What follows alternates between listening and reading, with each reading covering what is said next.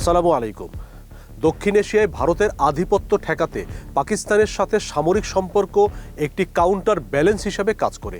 বিশেষ করে বাংলাদেশের মতো দেশগুলোর জন্য পাকিস্তানের সাথে সামরিক সহযোগিতার অর্থ হলো প্রতিরক্ষা ক্ষেত্রে বহুমুখিতা আনা, যাতে কোনো একক আঞ্চলিক শক্তির উপর সম্পূর্ণ নির্ভরশীল হতে না হয়। আন্তর্জাতিক রাজনীতিতে একে বলা হয় হুমকির ভারসাম্য বজায় রাখা। দক্ষিণ এশিয়ায় ভারত সবচেয়ে বড় সামরিক ও অর্থনৈতিক শক্তি। বাংলাদেশের ক্ষেত্রে সীমান্ত হত্যা, পানি বণ্টন, বাণিজ্যিক অসমতা ও আঞ্চলিক প্রভাব বিস্তারের অভিযোগ আগ্রাসন হিসাবে রাজনৈতিক আলোচনায় বারবার উঠে আসে। ফলে ভারতের একক প্রভাব ভারসাম্য করতে বিকল্প শক্তির সাথে সম্পর্ক দরকার। দীর্ঘদিন পর বাংলাদেশ ও পাকিস্তানের মধ্যে সামরিক সম্পর্ক নতুন করে গড়ে উঠছে, যা কেবল সামরিক সক্ষমতা বৃদ্ধি নয়, বরং আঞ্চলিক ভূ রাজনীতিতেও নতুন সমীকরণ তৈরি করছে। সুপ্রিয় দর্শক, কি সেই সমীকরণ, সেটি আজ জানার চেষ্টা করব আজকের গ্লোবাল ভিউজে। সাথে আছি আমি মুস্তাফিজুর রহমান।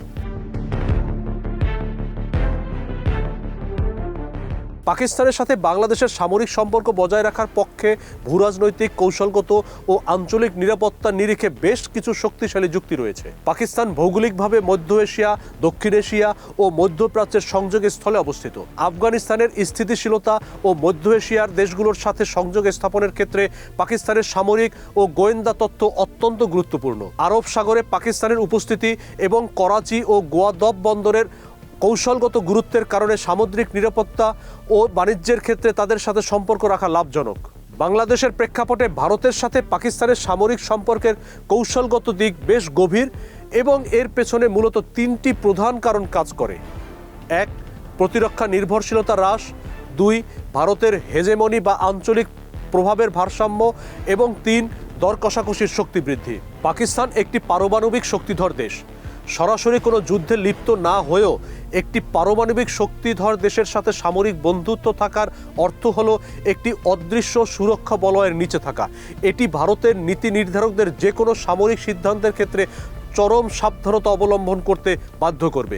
একটি শক্তিশালী প্রতিরক্ষা জোট থাকলে কেবল সরাসরি আক্রমণ নয়, বরং ভারতের পক্ষ থেকে আসা হাইব্রিড ওয়ারফেয়ার বা আভ্যন্তরীণ বিশৃঙ্খলা সৃষ্টির চেষ্টাও কমে আসতে পারে। ভবিষ্যৎ হোক নিরাপদ, বিনিয়োগ হোক বিশ্বস্ত, আর আমার পছন্দ সল্ট বে। ওয়েলকাম টু সল্ট বে। পাকিস্তান ও বাংলাদেশের গোয়েন্দা সংস্থাগুলো যেমন আইএসআই ও ডিজিএফআই যদি সহযোগিতার ভিত্তিতে কাজ করে, তবে এই অঞ্চলে ভারতের গোয়েন্দা তৎপরতাকে কাউন্টার করা অনেক সহজ হবে। ভারতের উত্তর পূর্বাঞ্চলীয় 7টি রাজ্যের সাথে সংযোগকারী শিলিগুড়ি করিডোর বা চিকেন স্নেক অত্যন্ত সরু ও ঝুঁকিপূর্ণ। বাংলাদেশ ও পাকিস্তানের সামরিক সমন্বয় থাকলে ভারত সবসময় এই করিডোরটি বিচ্ছিন্ন হয়ে যাওয়ার ভয় থাকবে। এই ভয়টি বাংলাদেশকে ভারতের সাথে আলোচনার টেবিলে একটি ভেটো পাওয়ার বা শ্রেষ্ঠত্ব দান করবে। ভারত বাংলাদেশ থেকে ট্রানজিট সুবিধা নিচ্ছে, কিন্তু ভুটানের সাথে বাংলাদেশের ট্রানজিট সুবিধা দিচ্ছে না। আন্তর্জাতিক রাজনীতিতে একে বলা হয় অসম কানেক্টিভিটি। ভারত বাংলাদেশের কাছ থেকে ট্রানজিট ও করিডোর সুবিধা নিয়ে নিজের মূল ভূখণ্ডের সাথে উত্তর পূর্বাঞ্চলীয় রাজ্যগুলোর দূরত্ব কয়েকশো কিলোমিটার কমিয়ে ফেলেছে। এর ফলে দেশটির কোটি কোটি ডলার সাশ্রয় হচ্ছে। কিন্তু বাংলাদেশ যখন ভুটান বা নেপালের সাথে সরাসরি বাণিজ্যের জন্য ভারতের ভূখণ্ড ব্যবহার করতে চায়, তখন ভারত নানা অজুহাতে বা নিরাপত্তার দোহাই দিয়ে তা আটকে রাখে। ভারতকে এটি বুঝতে দেওয়া জরুরি যে ট্রানজিট সুবিধা কোনো একতরফা উপহার নয়। বাংলাদেশ যদি পাকিস্তানের সাথে সামরিক বা কৌশলগত গভীরতা বাড়ায়, তবে ভারত চাপে পড়বে। ভারত যখন দেখবে বাংলাদেশ তার বিকল্প মিত্র তৈরি করছে, তখন তারা বাংলাদেশের দাবি, বিশেষ করে ভুটান বা নেপালের সাথে ট্রানজিট মেনে নিতে বাধ্য হবে। কারণ ভারত চাইবে না ট্রানজিট ইস্যুতে অসন্তুষ্ট হয়ে বাংলাদেশ পাকিস্তানের আরও কাছে চলে যাক।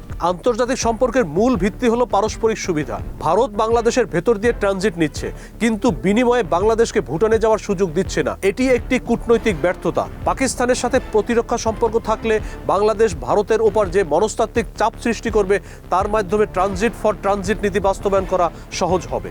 ভারতের পশ্চিম সীমান্তে সামরিক চাপ বজায় থাকলে ভারতের পক্ষে তার পূর্ব সীমান্তে পুরো শক্তি প্রয়োগ করা কঠিন হয়ে পড়ে। এটি পরোক্ষভাবে প্রতিবেশী দেশগুলোর জন্য একটি কৌশলগত প্রতিরক্ষা সুবিধা তৈরি করে। পাকিস্তানের সাথে সম্পর্ক জোরদার হলে ওআইসি ভিত্তিক কূটনীতিতে বাংলাদেশ বাড়তি সমর্থন পেতে পারে। পাকিস্তান ও তুরস্কের মতো দেশগুলোর সাথে সামরিক সখ্য থাকলে মুসলিম বিশ্বের প্রতিরক্ষা বলয়ে বাংলাদেশের গ্রহণযোগ্যতা বাড়ে। এটি মধ্যপ্রাচ্যের দেশগুলোর সাথে বাংলাদেশের সম্পর্ককে আরও বহুমুখী করে তোলে, যা কেবল সামরিক নয় বরং অর্থনৈতিক বিনিয়োগের ক্ষেত্রেও সহায়ক হতে পারে। পাকিস্তানের সাথে সামরিক সম্পর্ককে ভারতীয় আগ্রাসন ঠেকানোর সরাসরি হাতিয়ার হিসাবে দেখা তাত্ত্বিকভাবে আলোচনাযোগ্য। তবে ভারসাম্যপূর্ণ পররাষ্ট্রনীতি ও বহুপক্ষীয় সম্পর্কই বাংলাদেশের জন্য বেশি কার্যকর কৌশল। বাংলাদেশের লক্ষ্য হওয়া উচিত এমন একটি অবস্থান তৈরি করা যেখানে ভারত ও পাকিস্তান উভয়ই বাংলাদেশকে তাদের কৌশলগত অংশীদার হিসাবে দেখতে চায়, কিন্তু কেউ যেন বাংলাদেশকে নিয়ন্ত্রণ করতে না পারে। বাংলাদেশের জন্য এটি কোনো দেশের বিরুদ্ধে যাওয়া নয়, বরং নিজের জাতীয় সার্বভৌমত্বকে সুরক্ষিত রাখার একটি মাধ্যম। মোস্তাফিজুর রহমান, নয়া দিগন্ত।